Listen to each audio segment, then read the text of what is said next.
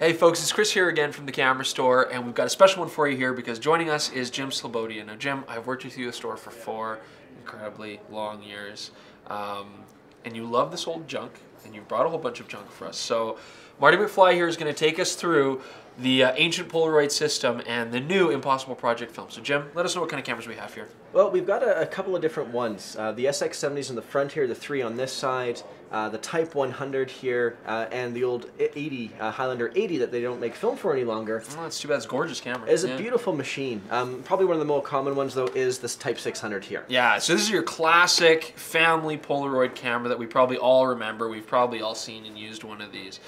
So Jim, it's 2011. Correct me if I'm wrong, but didn't this stuff all die like 20 years ago, 10 years ago? Like, what's going on? How do we make these work again? It definitely took a decline a few years ago. Polaroid officially closed their last factory about 2 or 3 years ago now in Europe. Group of folks got together, called themselves the Impossible Project, brought this stuff back. Brought it back. So it's a lot of fun to play with now. Okay, but now, totally different film, right? I mean, they brought it back, but it's important that our viewers understand that this is brand new film, right? Like, they made this from square one, from scratch, to work with the old cameras. So here we've got PX100. Now, this is the first film that they came out with. This is the one that really kind of kickstarted it, got everybody excited in this stuff again. This goes into these cameras here. The SX70 style, yeah. Now, the SX70, of course, is the classic. You fold them down, it looks like a VHS cassette, I mean, so nice cool, and small. This style of camera was called the Magic camera when it first came out. Doesn't look like it should be an SLR, but it is. It's really these incredible. are SLRs. So I can look through here, and you actually literally do, on most of their models anyways, right? See like an actual SLR viewfinder. That's great. Yeah, no, but with the PX100, the first flush when it first came out, it was an experimental film. Okay. They clearly labeled it as experimental. It wasn't out there to replace instant film. It was meant to be a complement too. Yeah, I remember it kind of gave you this sort of, let's call it artistic instead of ugly, greenish, sort of green tea shade kind of thing. Yep. Not very good tonal range. No. Already, this is the new stuff, the PX100. This is a lot better optically, it looks like. It's improved. They're improving the layers, the chemistry layers, the timing. Again, like you pointed out a few seconds ago, they started from scratch. They had no chemistry, no materials. They had to do it again. So yeah, they're going to go through their growing pains, but they are getting better as the months go on here. Absolutely. So now if we take a look at this, now this is the classic. This takes the 600 ISO film, their PX600. Now, what is Impossible Project made for this particular camera now? They've actually made 3 types. Even though they've only making one that is designed as 600, there's 3 types from them you can put into it. Interesting. Okay, because there is the PX600. Now, it looks a lot like the new PX100. It does. Okay. Now, they've reproduced the 600 as something called 600 UV+. Now, one problem with the Impossible film, issue, whatever, controllable situation, is you need to shoot it into a black box. Okay. So here you have something that's just aligned, put it in the front of the 600s or the SX70. Image has to go in here so it doesn't overexpose. The fixer takes a little bit of time to engage, so it is light sensitive after it comes out of the camera. Okay. Now the UV+, they actually have a coating on there that is stopping some of that extra light from hitting the film after it's been taken. Very cool. So then you don't have to worry about this kind of feature. So if I take a shot here, Jordan, right now. Hey, Jordan, say hi. Oh, you got a smile. Now, we should be getting our battery. There we go. Fantastic. Okay, so hopefully you guys see that crazy blue, but this is going to develop out. Hey, it's going to sort of work. Give it about 2 or 3 minutes and it develops. Stick that right there so you folks can see at home. Now, as it's developing, one thing we do need to point out is if you shake it, like the old Polaroid pictures, it does actually separate the foil from the chemistry. Okay, so that'd be a bad thing. It'd be a bad thing. So you just want to let it sit. You don't want to, dance around with it and shake it around. It's going to develop on its own in a few minutes. Okay. Now, I'm not a Luddite. I try to stay on top of everything. So, cavemen like you using this stuff, I know a little bit about Polaroids, so correct me if I'm wrong here again, but I remember you used to be able to kind of like, you could rub it with tools, or you could like take the emulsion off, stick it onto glass and stuff like that.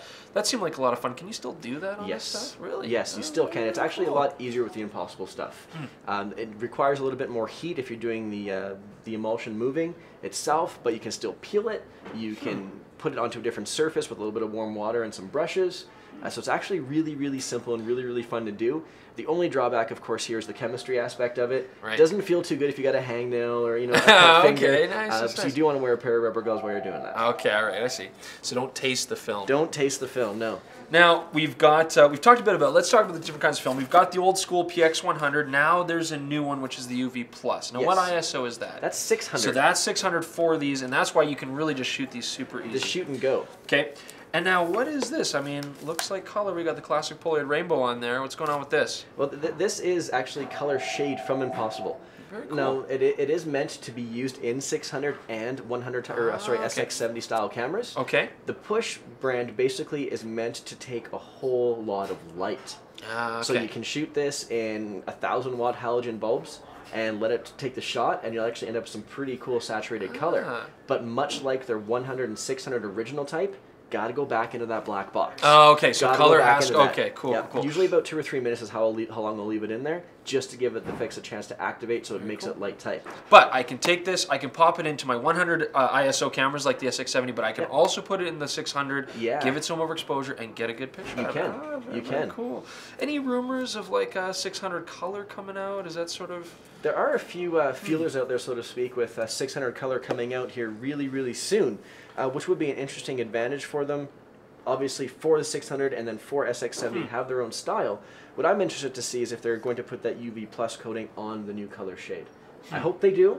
It's going to make it a lot easier for people to shoot in all sorts of conditions. Gotcha. But if they don't, I mean, hell, you carry It's around fun. this little box, right? So, I guess my first question is, I mean, Impossible Project's making new film, but I mean, the cameras are out here, I mean, Polaroid's done. Nobody's making new cameras as of now. So, is there a lot of stuff on the internet? Like, is there a lot of stuff that you can... How do you get these cameras? Mainly through eBay, Kijiji, any online system. Okay. A few of these I found at yard garage sales. Yard yeah, sales, exactly. Yeah, very Now, cool. the key with Polaroid, especially online, is a lot of folks are selling them in big lots. Okay. You know, the 600 here came in a lot of 16 that we managed to get from one of our customers. So again, you may end up with a big box of Polaroids, but you can also sell them quite easily. Absolutely. I guess you can even turn a profit now. You can. Considering the market. Okay. Yeah. I mean, now something like this, the SX 600 kind of cameras, or the Polaroid 600 cameras, $60. I mean, folks, this price like $60. I mean, you get these for almost nothing, right? Like, do you need battery power? I mean, I saw flash fire and all that kind of stuff, but you have to worry about old batteries or anything like that? Nah, there's no leaking in these at all. Even some of the cameras that we've got in the past few months here, they've actually got old packs in them from the early 80s, early 90s, but they don't leak. That's crazy. It's actually a sealed pack here. And batteries in the film. Inside the film. So as soon as this is there, even though it's making contact here, it's a sort of a pack style battery, so it doesn't actually leak on you. Oh, very cool. So in you go, and best way to test your cameras. It? Yeah. Yeah. Now here, the SX70, can you see? Oh, look at that. There's Jordan. See? So it's gone from that crazy blue to a nice monochromatic image. Exactly. Very, very cool. Yeah, and with the 600 UV, they've improved that monochromatic situation on there, so it actually is getting closer to black and white. Now these are awesome looking cameras, pretty stylish. So I'm going to guess these are a bit more money. Hey, what are you sort of looking at to get one of these? Well, if you get an Alpha in working condition, you can expect $150 to $500. It's not too bad. Not That's yeah, 500. 500 is. Those are the folks that are looking to pay their bills and need to get some money with that. Nice. And I guess we should note while we're on the topic. We do still have a lot of the old Polaroid film. I mean, this stuff's been kept in storage. It's well past the expiry date, but it's been frozen, so it hasn't really aged. So we still have Spectra film you can get for your old Spectra cameras. You've got the 100 type film that you can get for the old land cameras like this. The 100 type is interesting right now. There's no color left from Polaroid. What the old stock consists of is 669, so the black and whites, the chocolate shade, the blue, and the sepia tone. Okay. So not color right now, but maybe in the future, Impossible will make some 100 style pack film. Yeah, maybe. we're gonna push that out there.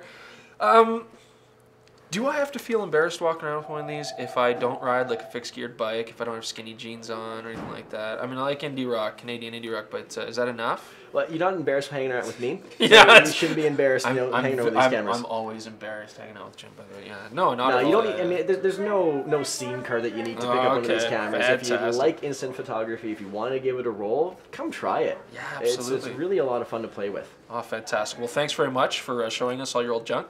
And seriously, folks. folks, yeah, check it out. I mean, we've got all the new film. We're one of the only few dealers in Western Canada carrying this, right? So you have to basically come see us. So come see us, check out the film, but we'll take you through it. But really cool. I mean, if you have something sitting in your basement, or if you want to pick something up for very, very reasonable, you can get back into having a lot of fun. And this is a growing market. I mean, people are like, it's huge, diving into this, right? So there's resources out there for people to kind of get into this, meet people who are doing it. And I know you, for example, host your own website, HolgaBlog.com. You should check it out. You can see all of Jim's sick fascinations. You can check out Diana's and Holga's and Lomo's, and then, of course, your Polaroids and anything else that's on there, right? So, but yeah, tell us a bit about it. Well, HolgaBlog has been going since 2007. Obviously, the main goal is Holga Diana style cameras, the toy cameras. But we've recently got into some of the instant film, whether it's with Impossible Project, old Polaroid stock, just to give people an idea as to what's out there and what you can do with it. We do reviews on the different films, we do the manipulations, different techniques, and it's all free, so just go to the website, check it out, click on the review section, and you'll see all of these different filmed reviews and modifications on them. So like a Luddite photo geek collective. Yeah. That's very interesting. Cool. But we all can set our VCR timer, so... Yeah, there you go. Well, thanks very much for coming and helping us out here, Jim. And folks at home, come check this out. Brand new Impossible Project. Bring life to real Polaroid cameras. We'll see you next time.